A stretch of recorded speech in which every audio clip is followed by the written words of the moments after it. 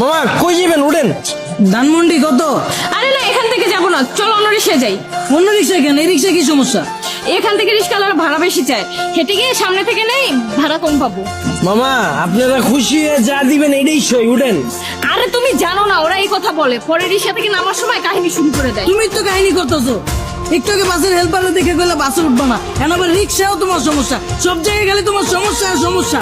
আমার পা ব্যথা হয়ে গেছে, আমি হাঁটতে পারবো না, আমি রিক্সায় যাবো। ওঠো হ্যাঁ মামা, আমি ওইটাই কইতাছি, এই জায়গায় অন্য কোনো রিক্সা পাইবেন না। উঠেন।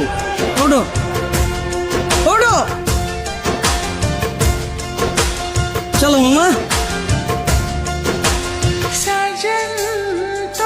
কি খেলা দেখাইলি রে টুম্পা, শিখলাম। মামা তুমি টুম্বা কই লাগা? টুম্বা কেডা? মামা কঠিন কাহিনী, আমার গার্লফ্রেন্ডের নাম ছিল টুম্পা। কি কও মামা? আমার গার্লফ্রেন্ডের নাম তো টুম্পা। কি কও মামা, আসলেই? হ্যাঁ, কিন্তু মামা তুমি রিক্সা চালাও আর প্রেমও করো, ব্যাপারটা কিন্তু ইন্টারেস্টিং। না মামা, প্রেম করি না তো, করতাম। আর রিক্সা চালায় তো প্রেম করি নাই মামা। ওর লাগে প্রেম করছি দেখে আজকে আমার রিক্সা চালাইতে হইতাছে, আর নাহলে তো মামা আজকে আপনার জায়গায় থাকতাম। আরে টুম্পা, তোর লাগে প্রেম কইরা আজকে আমার হাতে হ্যান্ডেল, পায়ে প্যাডেল। কি কও মামা? প্রেম করে মানুষ দেবদাস হয়ে যায় শুনছি, কিন্তু প্রেমের লাগে মানুষ রিক্সা চালায় এটা প্রথম শুনলাম। মামা তোমার কাহিনীটা কিন্তু ইন্টারেস্টিং লাগতেছে, গল্পটা কও শুনি।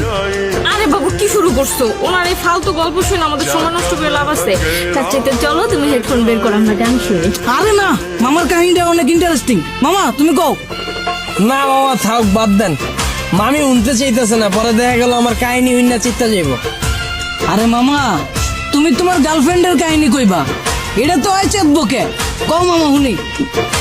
মামা কি কমু দুঃখের কাহিনী, ও একটা জিনিস আছিল মামা, খালি চুস্ত। চুস্ত মানে? পুরা কাহিনী কই মামা, শুনেন তাইলে সেনা বুঝবেন। ওর মায়ের বইরা মামা একটা চাকরি করতাম, ওই চাকরিটাও গেছে গা। ওর আর কি করার, বন্ধু বান্ধবের টাকা ধারলে ওর লগে দেখা করতাম। মাসের ভিতরে 15 দিনে দেখা করতাম মামা, 15,000 চুইসা লাইতো। কেমনে মামা? মামা হয়তো মাইয়া ছিল না মামা, হয়তো পিশাচা ছিল, রক্তের মতো টাকা খালি চুইসা খায়া ফেলাইতো। তাও মামা মনের বুঝ দিতে পারতাম, যদি মামা দইরা রাখতে পারতাম। মামা গার্লফ্রেন্ড গেছে কে কেমনে? মামা আমার চাকরি তো চুষেই দিছে। এরপরে মামা বন্ধু বান্ধবের দেশে টাকা ধার করছিলাম, ওকে টাকা তো আর শোধ করতে পারি নাই। পরে আর নতুন করে ধার দেয় নাই, এর লেগে 10 দিন ধরে ওর লগে দেখা করতে পারি নাই। পরে ভাই অন্য জায়গায় যায় ভাই চোষা শুরু করে দিছে।